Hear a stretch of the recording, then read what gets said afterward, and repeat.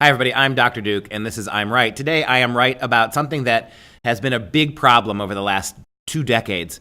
We have a situation in London, England, where a British woman, Jemma Beale, 25 years old, who is currently in a lesbian relationship. Over the past decade, she's made about 15 different rape and sexual assault allegations against men. It turns out now that all of them were unfounded, even though one of the rape allegations sent a man to prison for a 7-year term. Justice was done in the sense that after all of this, the woman was sentenced to 10 years in prison, which is an apt sentence, probably not enough for the kind of havoc she's wreaked. But what really gets me is when you read the article from the BBC, this is absolutely typical.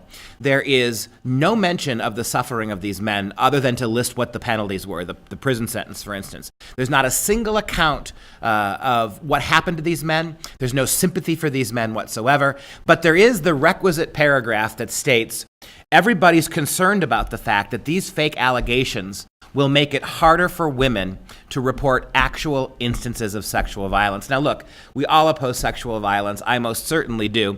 And I want women who are in the least bit harassed or abused to be able to report that openly. But again, the argument here is that we have to be careful about this. When these fake allegations occur and destroy men's lives, really destroy men's lives, that our primary focus is women down the road who might find themselves in similar circumstances and be a little bit hesitant to report. What about the damage being done to these men? It is, in many cases, irreversible. It is devastating. It is career ending. It is marriage ending. You're putting people in prison now. We saw this in America, too, with the Duke lacrosse rape case, where dozens and dozens of faculty immediately started piling on these innocent boys, innocent in the sense that they didn't rape or abuse this particular woman they were accused of raping. Same thing happened in the Virginia case, where Rolling Stone magazine did an absolute hit piece on the school and the boys when it was all a hoax. And the problem is that we are now finding ourselves in a situation where progressives control the narrative so overwhelmingly. So when these horrible things happen to men, we have to be careful. We can't really report. We can't really sympathize with the men who are falsely accused, because that may make it harder for women in the future to report abuse. We have a situation now where conservatives are being banned, Trump supporters are being banned from parades in major cities because, if we allow these conservatives, these Republicans to march,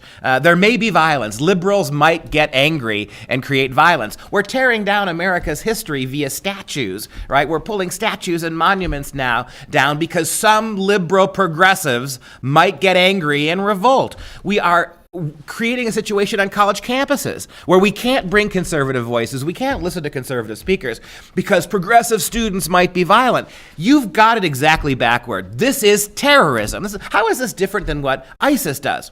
The threat of violence from radical extremist Islamic groups forces European countries and certain segments of American society to say, well, we can't just do this. We can't show you this picture of the Prophet Muhammad. We can't engage in this kind of speech because Islamic sensibilities in America might be hurt. All the while, what the bottom line becomes is progressives have figured out, because the media is 100% on their side and wholly complicit, that all they have to do as progressives is intimate the possibility that progressive violence, and violence is the word, may follow, and all conservative speech, all sympathy for male victims, all ability of Republicans or non-progressive people who find themselves in these situations to have any sympathy or any voice is taken from them. This is fascism. What works for Islamic terrorists in being able to shape the discourse in Western cultures, so we don't use the words Islamic terrorism anymore. We don't use the words illegal alien anymore. They're both evil words, right? Even though these are people who are alien to this land, who are here illegally, we now have to call them undocumented immigrants. How the left is completely eradicating all the ways we're able to talk and have a dialogue in the name of this progressive Orwellian doublespeak that's destroying the culture.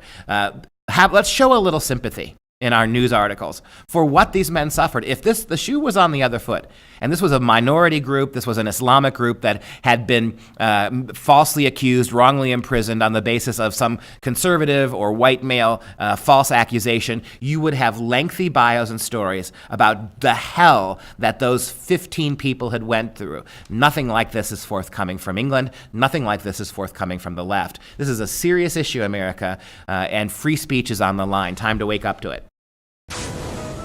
If you enjoyed this video and all of our videos, please consider a tax-deductible donation so we can keep the whole thing free for you. I'm Dr. Duke. Thanks for watching.